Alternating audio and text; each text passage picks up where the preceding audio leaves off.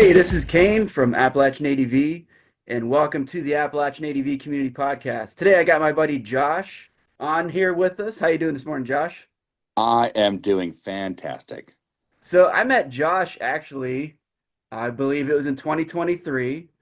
He came to, I can't remember if you came to a clinic first or the Great Adventures Rally first, but it was one of those. But you did basically a couple clinics. You've been to that Great Adventures. You've been to the Fool's Ride. You've been to the Jamboree. You've been on Allegheny Tour. So the only one left for me to get you on is that PA Wilds tour, man. Yeah, that's the one I'm missing. And then Yeah. I get my badge and my toaster. Uh, Sorry, it was the clinic first, and I was very nervous. And then you took us out on that free ride day, and and I ended up being thrown straight into single track, and I appreciate that. Yeah, we like to challenge people, not let them know what's there sometimes. So I wanted to have Josh on because he is going to be at Fool's Ride again this year, and he is going to be doing a presentation on motorcycle-centric first aid. So, but before we jump into that and to some of the other experiences he's had, I wanted you to give us a little background, kind of like where you come from. We've talked a lot in the past, so like your military background. Yeah, so my parents are from Philadelphia and Chicago. My dad was a college professor, and we moved around a lot. But I grew up mostly in Maine, and my interest in this entire sport comes from growing up in the middle of the woods of Maine, being a Boy Scout, doing Outward Bound, challenging myself to see and enjoy nature. And so growing up in Maine, that was an important experience of appreciating how our lives need to be connected to the world that we're with. And then when I finished high school, I didn't know what I wanted to do. So I decided to join the Navy and became a photographer's mate. Then I became a combat camera photographer, worked for Navy Marine Corps News, traveled the world, lived in Italy, lived in Bahrain, lived in England, lived in Qatar, and it's always interesting because if I talk to one set of my friends, they think that I'm a real adrenaline junkie. I've been in combat in 4 combat zones. I teach roller derby. I played roller derby. I like going out and camping, like real camping where you're out in the woods where there are no trails. Right. Those sort of things are exciting to me. I've traveled around the world. I took my daughter on a month safari where it was just us sleeping on a tent on top of our Land Rover, with the hippos and the monkeys outside. And they're like, "Oh my God, you're just such an adrenaline junkie." And then I talked to all the people on the other side of my friend group, and they're just like, "You are so risk averse. Just send it." Even our classes, you're like, you need to try more. And I'm like, oh, it's all about mitigating risk. Exactly, I yeah. don't jump off of bungee cords, off of bridges because I don't trust that the guy who did it measured right. I want to know. Right. If I go to war, I want 5,000 of my friends around me. I don't want to be doing it on my own. So, so that's kind of like who I am. Is this weird sort of like I'm the least risky person of all my risky friends, and I'm the most risky person of all my non-risky friends, and that's been my life. Yeah, risk is in the eye of the beholder for sure. Like one person's extreme is another person's every day for sure. I mean, and doing these clinics, you realize that even more. Some people it's really pushing their limits, and some people it's like give me more, give me more, give me more. So it's fun to find that in people and see where I can put them. Yeah, and it's funny you're saying that because I was thinking back to last year. We were doing the real nice, comfortable ride, and every time you'd have a little challenge point, and everybody else was like, "What are you going to do?" So we're going to go here. We're going to do this. And my first question is, "All right, is this more risky than this thing that we did before? This last?" And I'm like, "I need you to grade it for me so I Yeah, know what's going on." yeah. That it's funny you say that because I remember that, and I remember you basically saying, "Tell me what it's like compared to this, compared to that," and it made me for future classes, it made me think about that and like and help me word it in ways that people understand a little bit easier what they're getting into. So I appreciated you like pushing my limits a little bit as far as like how I'm looking at it too. That was a good thing. Yeah, I gave up mountain biking. I was really into it when I was living in England, because as we would go through, um, I was not getting hurt on my motorcycle, and I was getting hurt on my mountain bike all Uh-huh. the time. And that was because the people that designed those mountain bike trails with the drops and the ramps and everything, they really have a just send it attitude. Uh-huh. And they also have an attitude of how close to a tree can you get. And and we don't really get that on an ADV bike. You may be on a dirt bike, but you're not going to get that usually on an ADV bike. If I've nobody's on taking a $25,000 BMW into the middle of the woods and trying to send it in their 50s. Yeah. If they are, they've probably been doing it on something smaller for a lot longer. So yeah. Yeah, it's funny because I think I've probably gotten injured probably more of like mountain biking and snowboarding than than on a bike. I think part of that is if you learn how to utilize the bike, the engine, the clutch, the braking, like you have more control over that thing than you do on a mountain bike or a snowboard or something like that. Yeah, I would agree with that. And I think my parents think it's because of all the equipment we wear, the safety equipment. But Yeah. I looked like Batman when I was on a mountain bike. I was definitely to the brim with safety equipment. That wasn't it. And there's just I think the group, the people who ride versus the people who mountain bike or snowboard are a Mhm. lot. Like when I hear the phrase YOLO, I'm going, oh my God, I've only got one life to live. I better take care of it. And then when I was mountain biking, everybody said YOLO, like, send it. Yeah, no rest for the wicked. So, so you mentioned military, and you're currently working on a base, and I know you do, or you have done at least some of that motorcycle safety course stuff for the military. Can you tell us a little bit about those experiences? Well, with all things, people either start riding bikes because their parents put them on a bike and got them addicted early, or there's a girl who they thought would think that they were cool. They were on a bike, and I was the latter group. I was dating someone, actually had a profound effect, not because it was a great dating relationship, but just because a lot of things happened at that time. But yeah, they were wanted to go learn how to ride. I was living in England, and I said, oh, I'll just take the British CBT class. Mhm. And so I took it. We broke up, the bike stayed.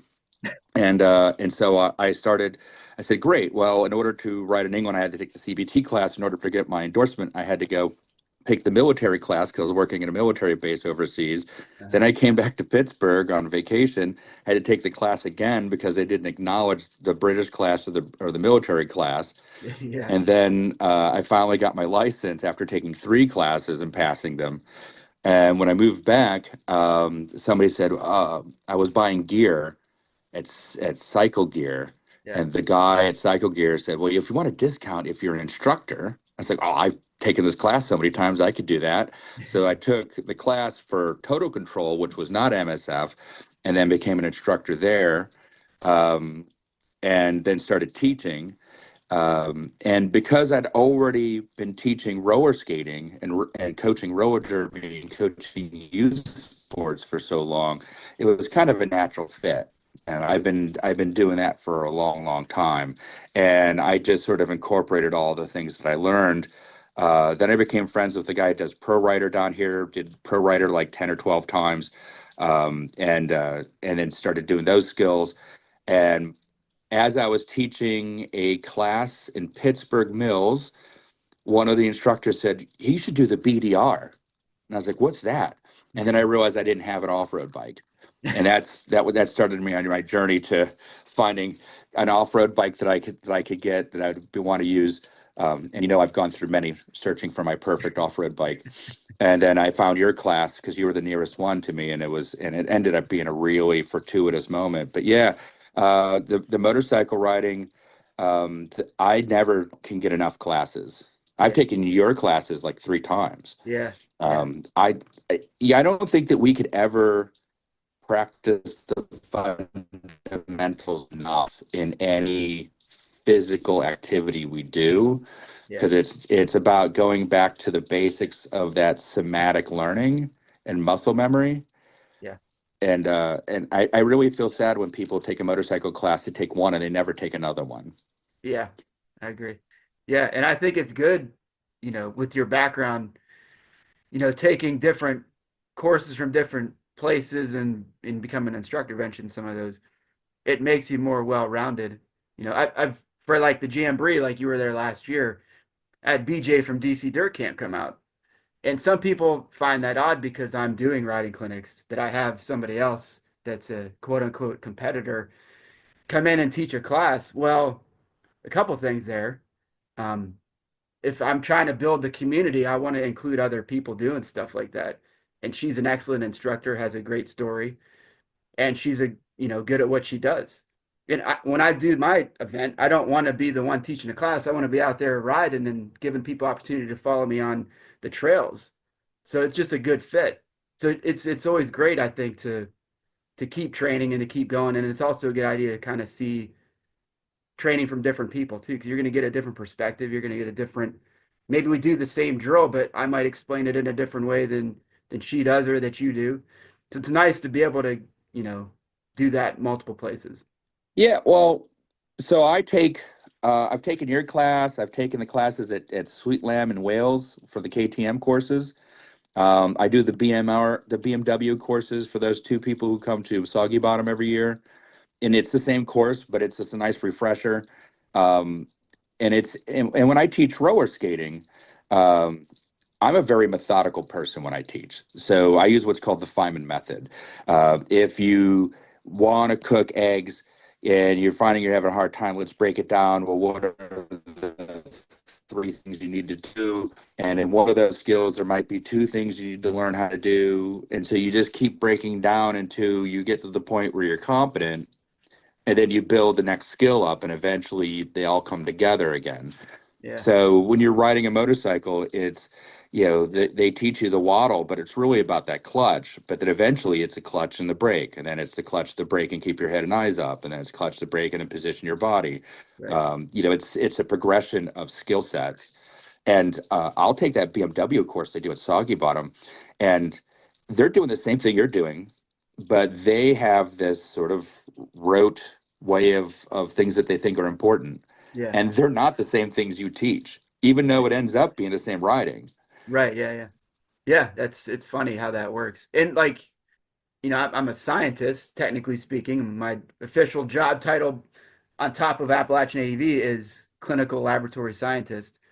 And I have approached anything that I've done that was been athletic in that scientific approach somewhat, where you break down the movement to its finer points, and then you work on each of those points, and eventually you have the whole thing, and then you build that onto other things the same way. So that's definitely like a good way to approach anything that has a mechanical function to it athletically.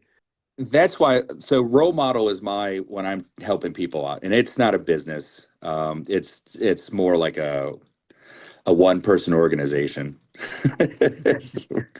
um, but it started off as teaching the roller skating and roller derby, and you do clinics, and Yeah. then I'm teaching motorcycles, and then somebody doesn't pass the motorcycle class, and that's the Pennsylvania motorcycle classes, whether you're taking total control or MSF or road. You have to do You've got to get through the lessons in like 20 minutes and go to the next one, whether you've learned it or not. Yeah. So if people don't pass, I'll say, hey, why don't you come and we'll go work on it. I've never really worried about the pay portion of it. Yeah. But the below the logo, it says trust, try, and triumph. And that has to do with what's called a competency spiral. A coach's job is for you to put enough trust in them to try something they want you to try, Yeah. and then you do it, and then you succeed at it, and then you get a little bit of confidence in it, Mm. and then you're able to on your own trust yourself to try a little more. Yeah. Like your logo is take risk, right? Take chances. Have fun, take chances. Yeah. have fun, take chances. It's the same thing, right?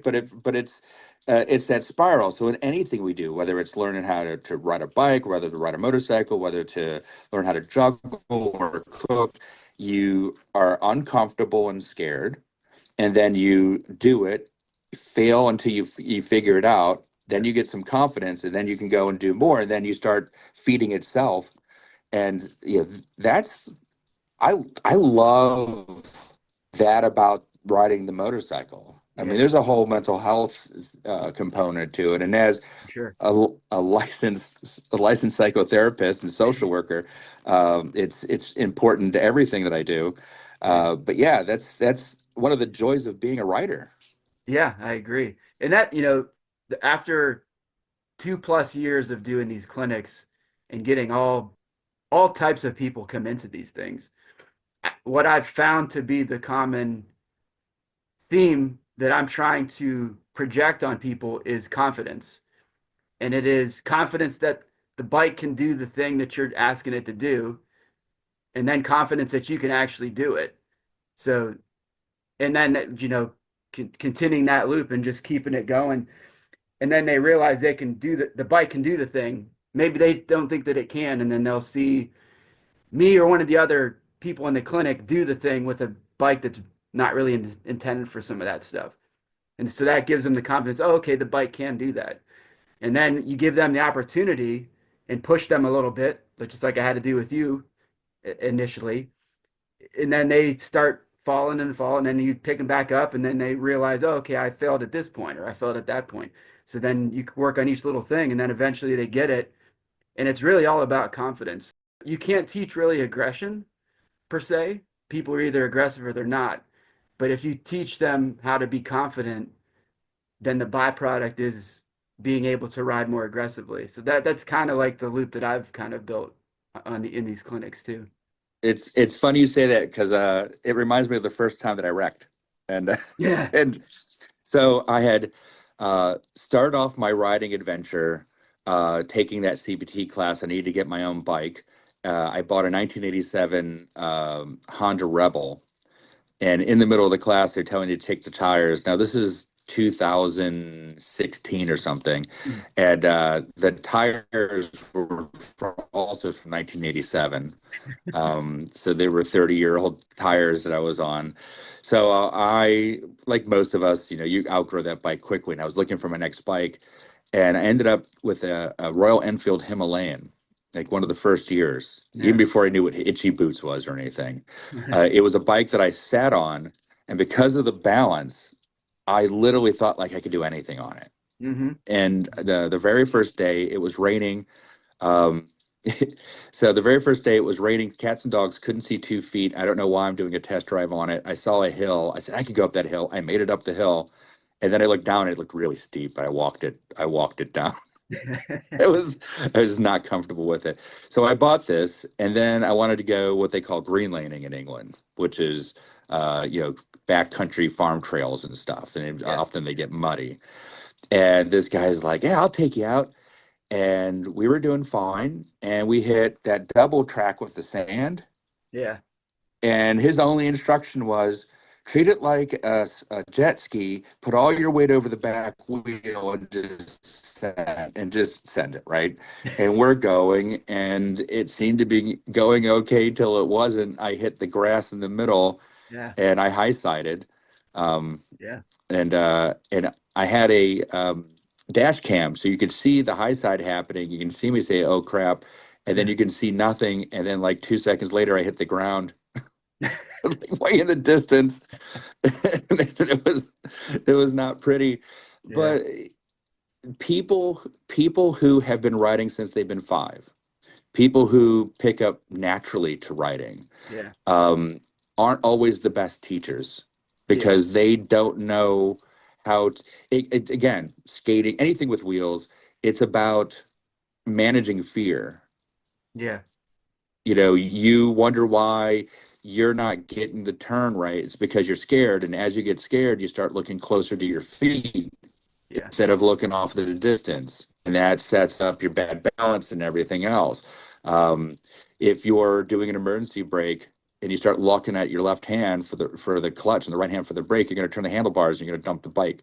Yep. So people who don't have fear, they don't understand what it's like for people who do, and they're not the best teachers for you. Yeah. So I appreciate you because you've never asked me to do anything beyond what I was comfortable with. Yeah. You challenged me, but you've never like tried to pressure me. Yeah. And that's really good. Yeah. And that's because I started with football was really like the first like major athletic thing that I jumped into. And even as a player, like I would pay attention to how other kids were reacting to what the coach was doing, or I would try to break down the drills, like, and then I took that and became a coach myself for like 10 years, and it was mostly like middle school kids. And it's a similar premise. Like you need to push people beyond where they expect that they can go or beyond their comfort limit, and being able to read the person to try to figure out where that line is at. It's also kind of a skill you have to develop. If you're going to try to coach people, you have to realize you have to have some emotional intelligence to be able to pick up on what they're comfortable and uncomfortable with so that you can push them appropriately. I don't want to go out there and try to push somebody into something that is way beyond their mental ability. But on the same sense, if you don't push them a little bit, they're not going to grow. And It's it's purposeful balance. practice, right? Yeah, It's yeah, it's it's not just doing the same bad thing every time. right. And I was going to ask you, because this has been my experience, especially going to places like Soggy Bottom and some of the other rallies. Hmm. I'm more of your demographic than most people. Yeah, Last year we were at Soggy Bottom, and I was talking to the EMTs, and the head of the EMS agency came, and he couldn't understand why there were all these old people. I thought this was a motorcycle rally, and he's like, "Why are all these?" It's like, well, that's a GS 13, 1300. Like how many 20-year-olds can afford that in a trailer and an RV? right. It's the midlife crisis vehicle of the 21st century. So, I would say the average person at rallies nowadays is pushing upper 40s, lower 50s, and Yeah. we don't bounce like 20-year-olds anymore. Some of us are getting up and taking high blood pressure medicine before we have coffee. So it's interesting to see even the Fools Run. So the Fools Run Yeah. last year was the first time I got to ride somebody's DR 650 when I decided I wanted to buy one, and the guy was pushing 70, Yeah. and he's still talking about how he's breaking bones. And I'll be honest, most of the people I see are in the hospital and they're 70 and they're on oxygen and they can't move around, and he's on a DR 650 talking about how he broke his leg Yeah. doing some rally sometime. It's interesting because we also see that there's a lot of understanding who our audience is demographically. Yeah. Well, I think what I've come to believe is I think people search for a fountain of youth. And to me, being active is kind of the fountain of youth. And you can do that in a bunch of different ways. Obviously, we've kind of talked about some of that already. But I think the motorcycle, it brings in so many more things than mountain biking or snowboarding or that type of activity because you have more freedom, you have further range you can travel, you can put camping gear on there. So just like when I was a kid, at least I was outside all the time. We'd go camping all the time, we would hike all the time, we would ride our bikes all over the place. You could do all of those things with a motorcycle. And I think a lot of people that find it accidentally, or they stumble upon it, or maybe they rode a like a road bike, and then they hear about this adventure thing as it's getting more popular. So that has definitely been not that it's my target group, because I want to have everybody come in. Like my son is, only 12, but eventually I'd like for him to, jump into this kind of thing, what I'm doing. But it definitely is harder for younger people to get into it just because of that cost that's associated with it. And that's, where I've seen a bit more growth with that age group is, I have that KLX 300, and I think it's a cheaper price point. It's an easier bike to manage, and I think it's easier for a younger person to get into if they're looking at maybe that dual sport side of a bike instead of that big giant GS. it's something to try to grow to or to attain eventually. But if you're just trying to get into it, there's nothing wrong with getting like a smaller, cheaper, easier to manage bike until you get more confidence and abilities. That's certainly why they have the Triumph 400X, right? Exactly, yeah. And I did not take my own advice. Like I jumped into this motorcycle thing on a V-Strom 650 and then immediately tried taking it off road and beating the hell out of it and myself.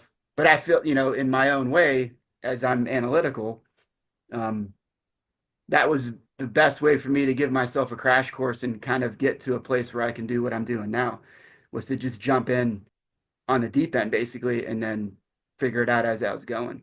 I mean, it worked out for me, but for a lot of people that try it that way, it's, you know, you have one bad wreck or one maintenance issue that you can't figure out, and it just, puts all these roadblocks in front of people. So I think the easiest maneuver is not always the hardest or the best.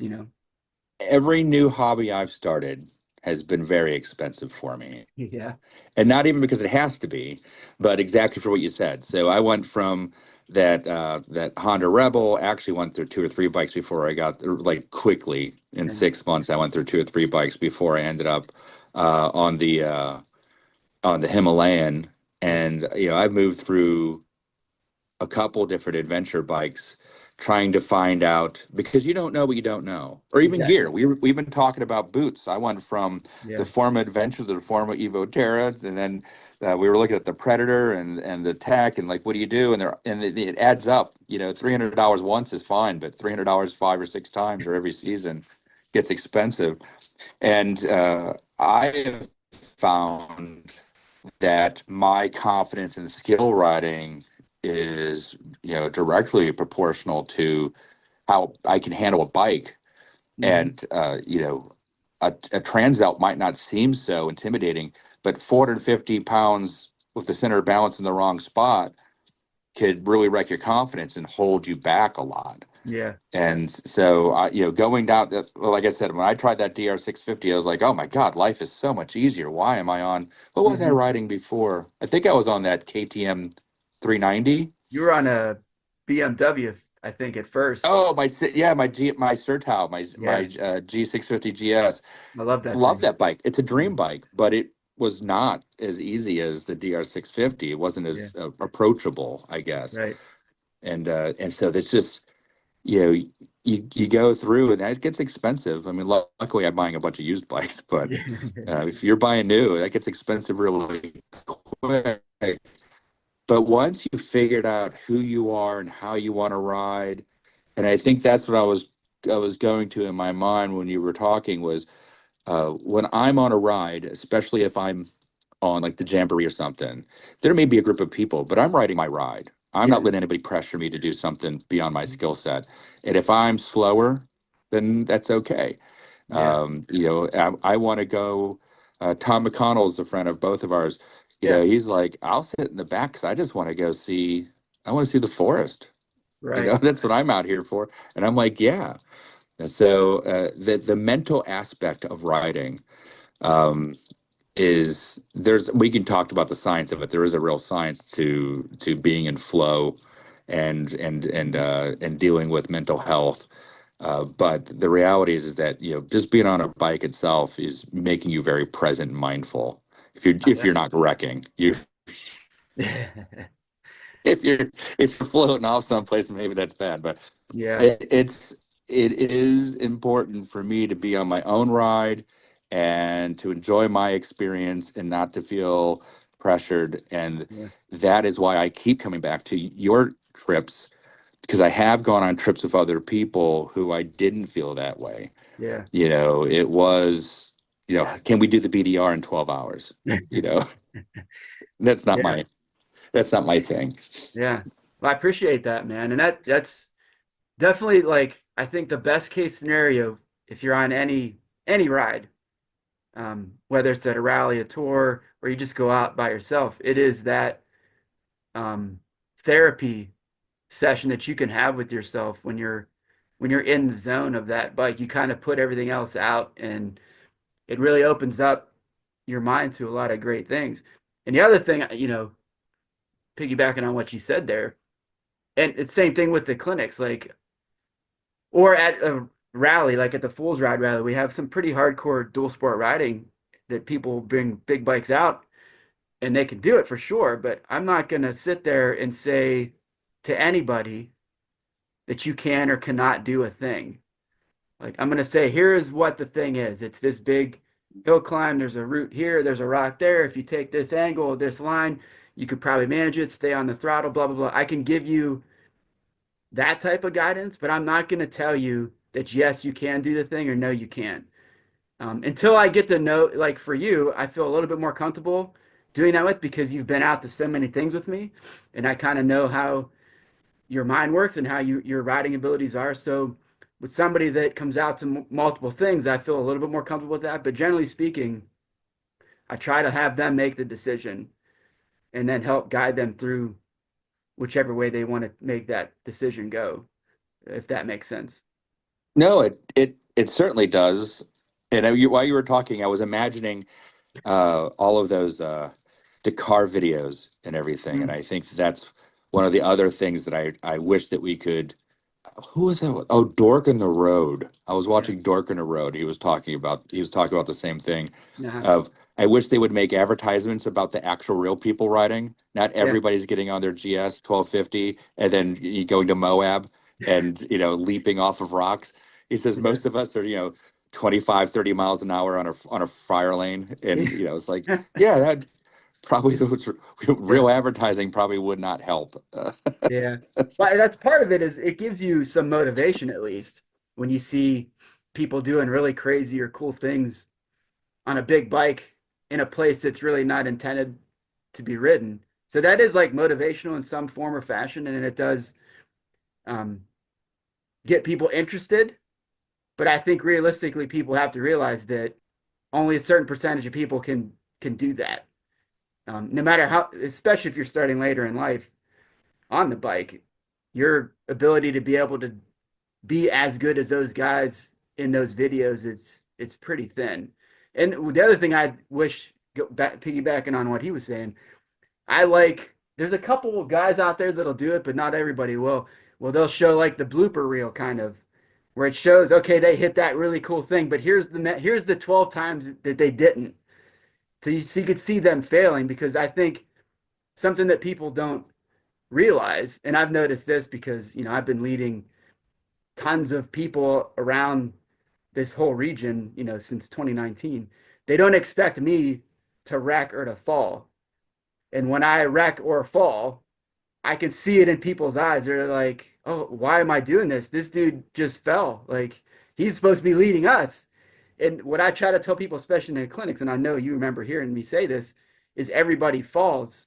Just some people do it less often than others. But even those pros that are doing those really killer tricks, are falling and they are not hitting that mark every time. They probably hit that mark 20% of the time, where somebody like me, maybe it's 15, and then somebody just getting into it, maybe they're going to hit it 2%. So it's all a numbers game, and the more you do it, the easier it's going to get, and the less you'll fall. But without putting in that time and effort, you're not going to even get close. I was at the Jamboree last year, the year Jamboree last year, Yeah. and the guy in front of me had a Triumph 1200 XE, Yeah. and he did all of those ATV trails, and and it was like, can he do it? Well, he did, Yeah. but it was a team effort. Yeah. There were some hills and stuff that all of us were getting that bike getting that bike up, and he was just exhausted. And I'm Yeah. sure on the one hand, it was a German guy.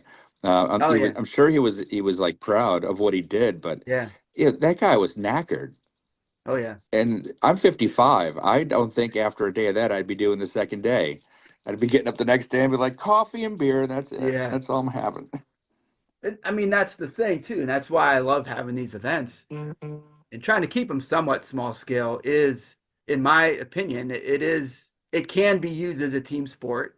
Like you're on a bike, you have to do the thing yourself, but there are times, like you just mentioned, where it might take a couple hands to help pull you up a thing or to drag you through another thing. Like, and that is what I like about what has happened at my events. I feel like is we've tried to like nurture that where this is a team effort and we're out there to have fun, And if somebody keeps falling a bunch, we're going to keep picking them up and we're going to try to get them through the day. Um, and so far, like that, I think that's worked out pretty well. That's some pretty good feedback that I've gotten from a lot of people is they're nervous about doing it in the first place. So when you come to the thing and you're around a bunch of people and you don't know everybody's skill level or where their mindset is, and we try to set the tone early that this is a team sport, it eases people's minds that it lets them try the thing. It gives them a little bit more confidence. So that's been how I've tried to build all of these things, whether it's a clinic or a rally or a tour.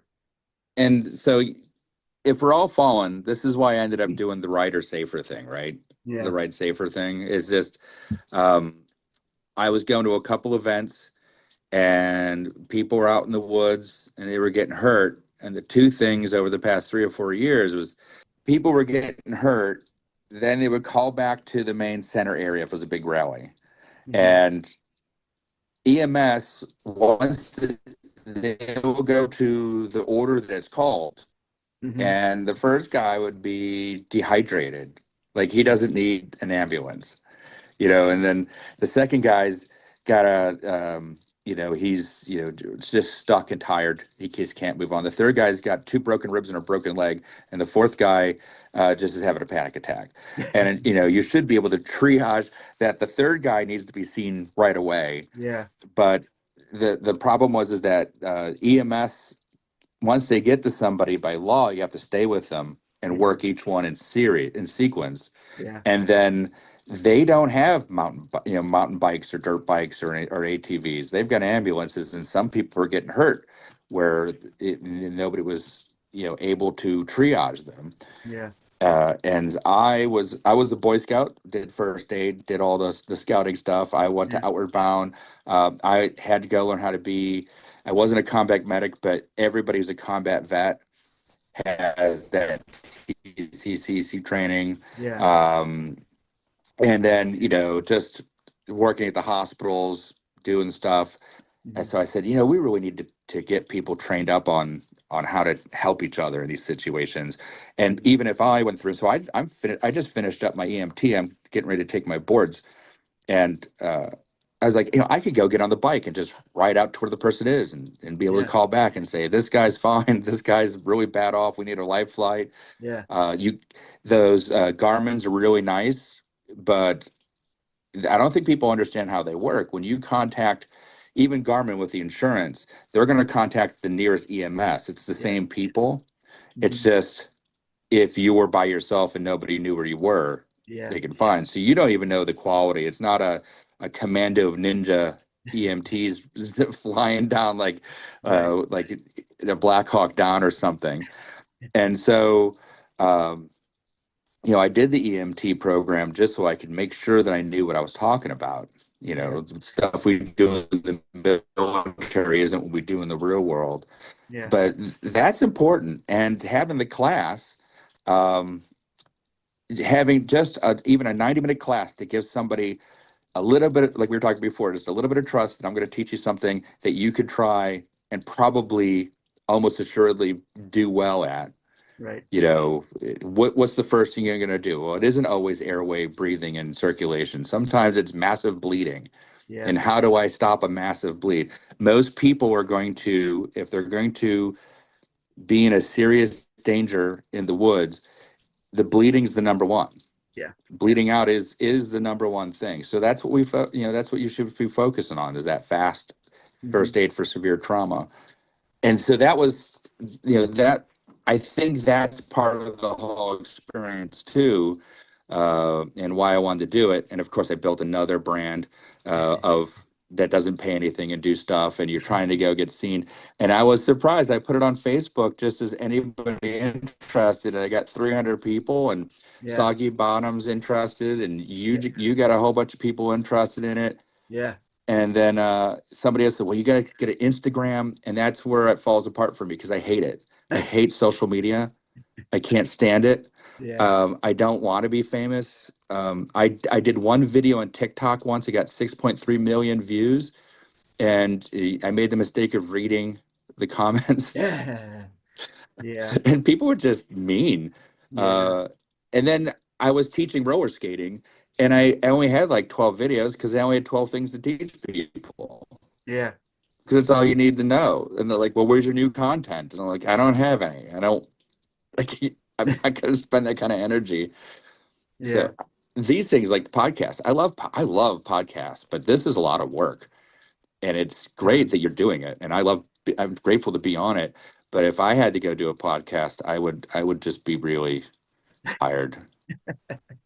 Well, for me, for me to get word out and get the brand out, quote unquote. This is probably one of the easier ways for me to do it, as opposed to like trying to put together YouTube videos and that kind of stuff. I get to sit down and chat with people like you, which is something I would like to do anyway. And then it's audio, so all I got to do is like, cut out some of them pauses and then put it out there. So it's a much simpler way for me to this is just kind of like expand and let people hear directly from me or from the people that are coming out to the stuff, or like you that's going to be doing a biker down now what clinic at the Fools Ride, and I think at the Jamboree we talked about, and maybe some other places. So it just helps me, spread the word for things that I find interesting. And it's nice to just be able to sit down and And that's get background. and that's important. But I have cameras. I put cameras on my bike. Yeah. I make when I first got all excited to do it, it was a new thing to add to the biking experience. Yeah. What I learned was number one, I'm not a 20-year-old hottie, so nobody really wants to see me ride my bike.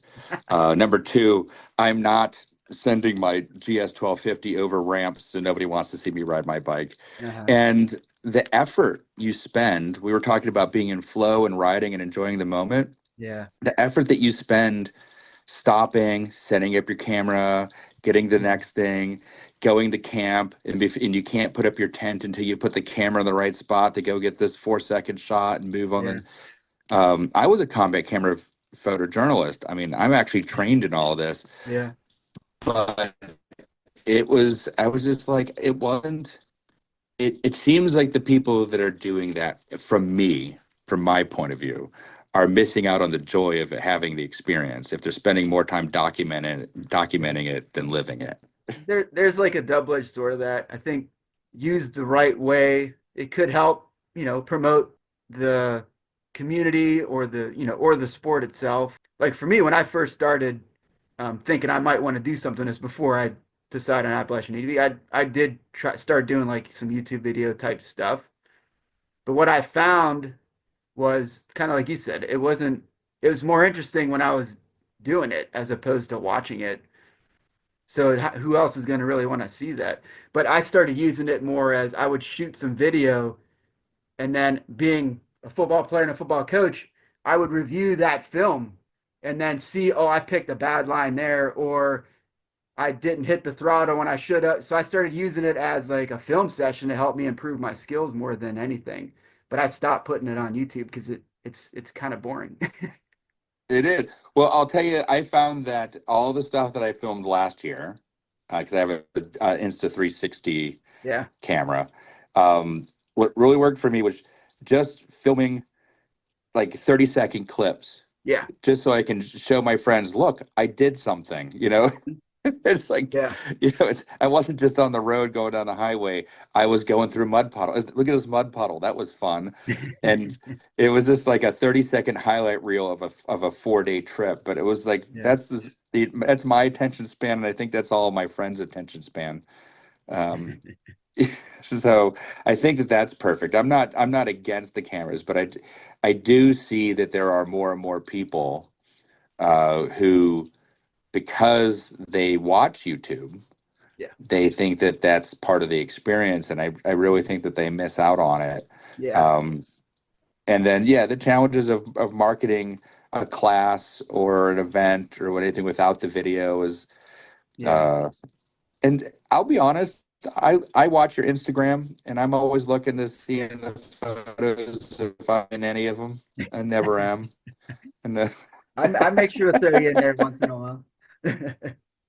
There's a bunch of different YouTubers that are in the area that I've tried to partner with because there is, some shared love of the sport and some potential cross promotion of stuff. Like, because I think if you're, well, I agree with the point. Like when you're first starting, and you're also trying to do, social media, YouTube famous, that it does take away from your adventure and your learning. But I think once you're more established and you've kind of gotten it down, to try to share some of the points that you've figured out along the way that were speed bumps or maybe don't do that, that's great. So what I've tried to do is, instead of me having a YouTube presence or trying to spend all that time and effort doing that, have these guys, they're coming out to the event anyway. Let's work together and put out some information that people might enjoy. That's kind of where I've gone with it, I guess. Yeah, I guess we've kicked this dead horse, but we were all talking about the social media stuff again. The woman who I was dating to get me into motorcycles Uh-huh. is a fairly famous artist. And when we were dating, I knew it wasn't, one of the reasons I knew it wasn't going to work is because she looked at my Instagram and she said, "Oh my God, you only have 200 followers?" And I was like, "Oh my God, I've got 200 followers? I didn't know I had 200 people." Funny. And That's it the was just same as, philosophically. yeah. It's like the perspective. Like, somebody's risk is another person's daily thing. It's the same thing with that social media stuff. Yes, exactly. So And the other that's, thing I wanted to highlight with you was, um, since you are doing like this ride safer, the biker down presentations, like, you have been working towards a bunch of different like first aid related things, including like actually going out on some ambulance runs and stuff. So if you could, like, just a second or two on that, and maybe a couple good stories from some of that stuff. oh, so the very first stop that we did, we had a client, it was a cop. The weather was bad. There was a car accident. The cop had gone out to check out the car accident. Another cop hit her. Oh, geez. That was like the very first thing. And you do all this training in class, and it's freezing out. Nobody wants to take jackets off. Like, well, Hmm. take her vitals, and they're like, oh, like, do I want to take all of her? I mean, her uniform and all the other. She says, oh, no, no, just do this, and he set up the cuff over the jacket, and he just checks her systolic from that. She says, oh, yeah, that's fine. I was like, what? He says, oh, yeah, everything you learn in school is what you learn in school, and then the protocols change. Mm. Pennsylvania and the national protocols and the Ohio protocols are all different, Yeah. and what you do in the real world isn't exactly what you learned in school. Yeah. So then after that, it just started to get really, really interesting. And my last one, it was a bunch of people who were old or homeless or sick and helping people out and people who were really ill. But the last one, I was convinced that the individual had passed. He looked Yeah. like he was in rigor. His Huh. mouth was open, his jaw was stiff, his fingers were stiff. And the paramedic that I was with asked, does he have a do not resuscitate? And the woman that lived with him was like, no. It's like, oh, we're gonna do CPR. And I was just straight up, this is just going to be, just Yeah.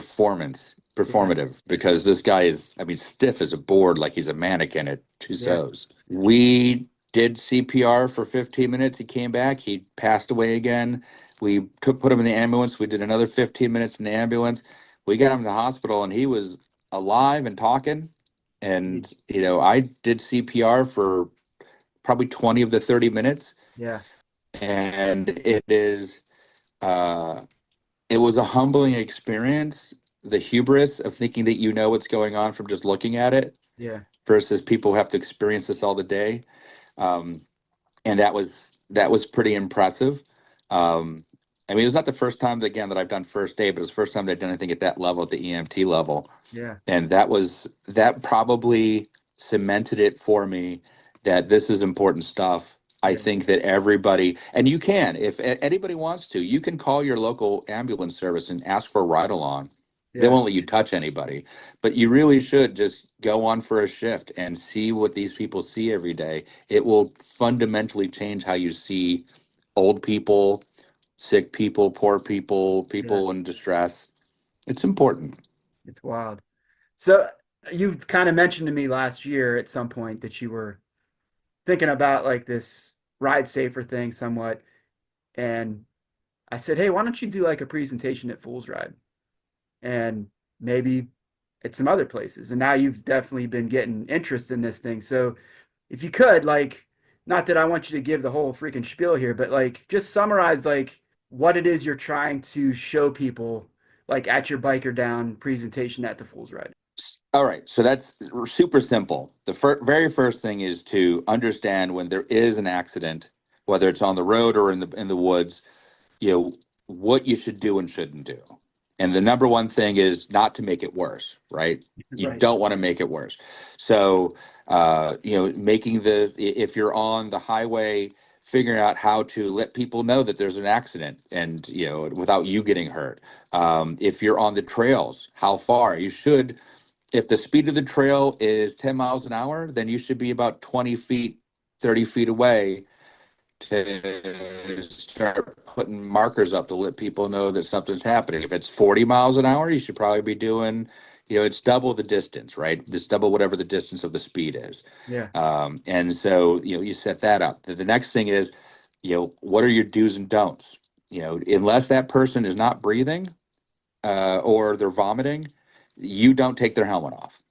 Hmm. But if the person isn't breathing or vomiting, or there's one or two other things, you may have to take the helmet off. And how do you do that safely without hurting them? Yeah. If the person is in distress, how do you, you know, you need to go set up a hierarchy. If there's three people, you need to send one person to secure the scene, you know, make sure nobody else gets hurt. You need one person to go get first to get, you know, real medical attention, and you need one person there to comfort and take care. Hmm. You shouldn't worry about setting bones and doing splints Right. unless you're going to be there forever. I mean, just you need to make sure that they're not bleeding, that they are breathing, right? those, are, those are the big ones. If they're Yeah. not leaking and they can have air go in and out of their lungs, they're probably okay. Yeah. Um, and that's it. And it's just real simple things to get people to understand how to plan out what to do in that situation, because we don't rise to occasions, we fall to habits.